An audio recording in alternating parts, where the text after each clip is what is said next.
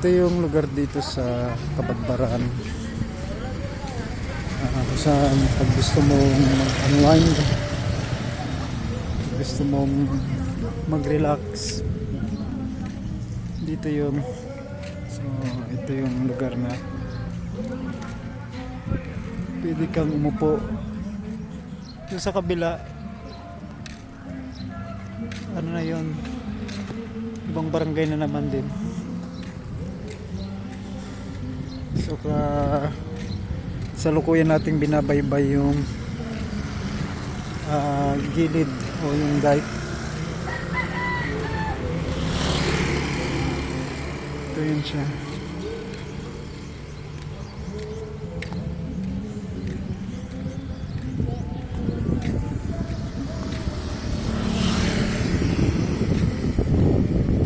Napaka relaxing ng pakiramdam.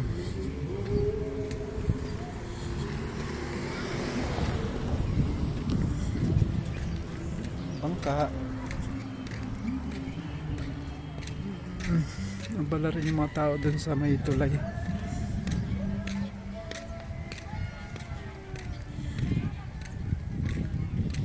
I think itong bangka na yan, mamasahirohan o namamasahiro sila. Pupunta yan doon sa ibang baryo, sa ibang baryo. Dito yan ang means ng transportasyon, bangka, kasi itong Kabadbaran ng city sentro. So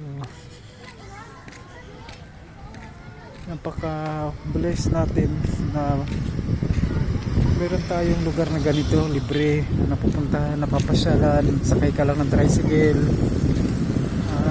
presto, nandito ka na ngayon sa lugar na to.